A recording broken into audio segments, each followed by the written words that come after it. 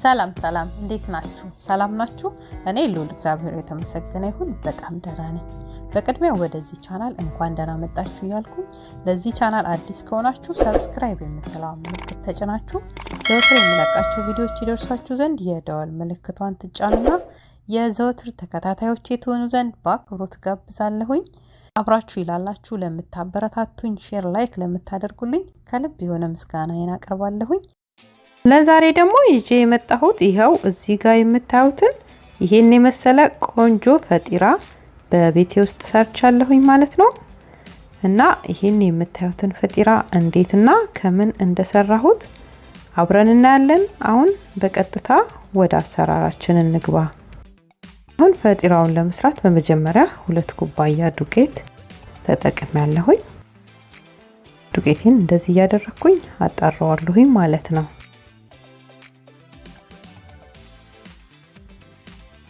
ይሄው ዱቄቴን እንደዚህ አጣርቼ ጨርሻለሁኝ። ግማሽ የሻይ ማንኪያ የሚሆን ጨው አደርግበታለሁኝ። ጨውንና ዱቄቱን እንደዚህ በደረቁ አዋህዳለሁኝ ማለት ነው።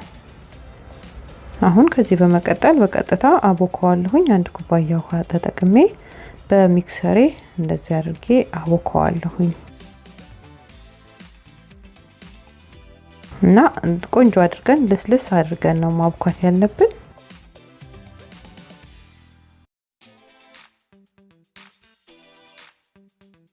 ይሄው እንደዚህ ማብኪያውን ቀይሬ ደግሞ በቀጭኗ እንደዚህ ቆንጆ አድርጌ እሽት አድርጌ አቦካዋለሁኝ ማለት ነው። እና በእጃችንን ብናቦካው ልክ እንደዚሁ በደንብ አሽተን ለስለስ ያለ ሊጥ ማብካት ነው የሚጠበቅብን።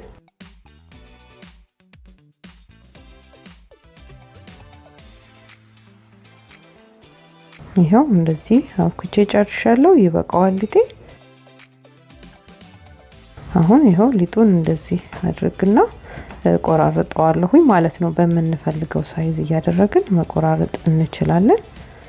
እኔ ይሄው እንደዚህ አድርጌ ቆራርጬ አስተካክየዋለሁኝ። አሁን እየሰራው እንዳይደርቅብኝ እንደዚህ ቅባት አድርግበትና ከላይ ደግሞ ትንሽዬ ቅባት ዘይትም ይሁን ቅቤ ያላችሁን መጠቀም ትችላላችሁ።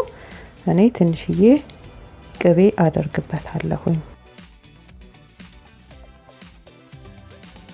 ይሄው እንደዚህ ቀባ አድርገውና ሽፍን አድርገዋለሁ ማለት ነው። ከዛ አንዳንድ እያነሳን እንሰራለን።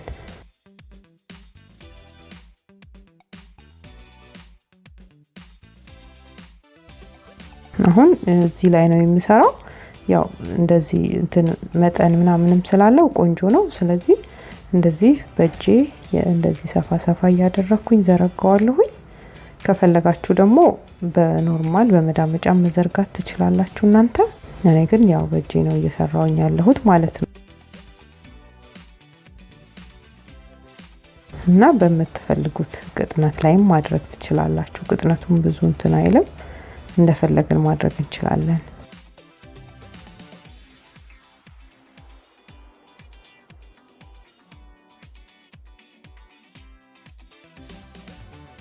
ይሄው የኔ እንደምታዩት ኦልሞስት ይበቃዋል። ቅጥነቱ ይሄን ያህል ነው አድርጌ የምተው።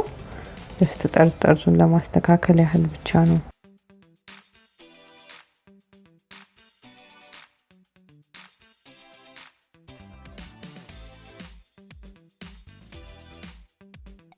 ከዚህ በመቀጠል ለፈጢራችን ያው ፈጢራውን የምንሰራው በእንቁላል ነው። ስለዚህ እኔ 5 እንቁላል አዘጋጅቻለሁኝ። እንደዚህ እንቁላሌን እቃ ላይ አድርግና እመታዋለሁኝ ማለት ነው። የሚያስፈልጉኝ ነገሮች ጨማምሬ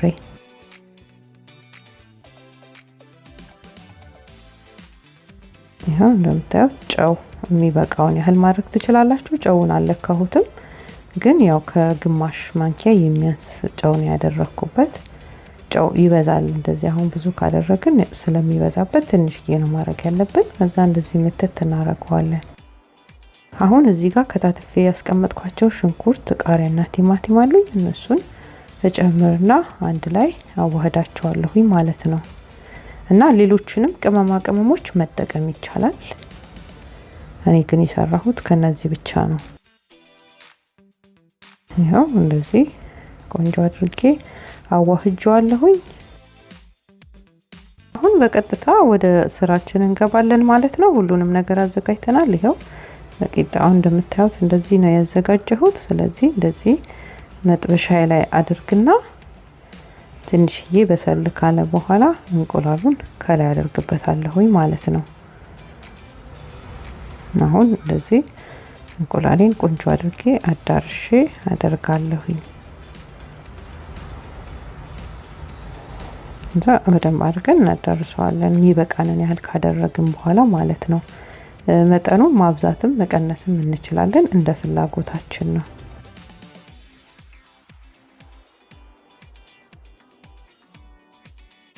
ከዛ የተወሰነ ደቂቃ ከበሰለ በኋላ እንቁላሉ እንደዚህ ከዛ ጫፍና ጫፉን እንደዚህ እጥፍ እጥፍ አድርገዋለሁኝ።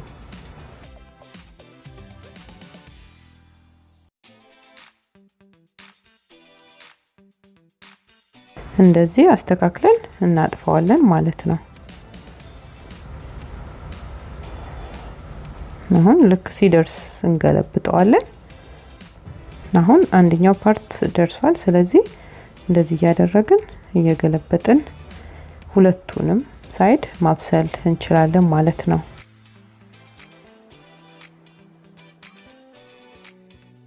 እና ገልበጥ እያደረግን ብናበስለው ይመረጣል። በጣም ከምናደርገው ይልቅ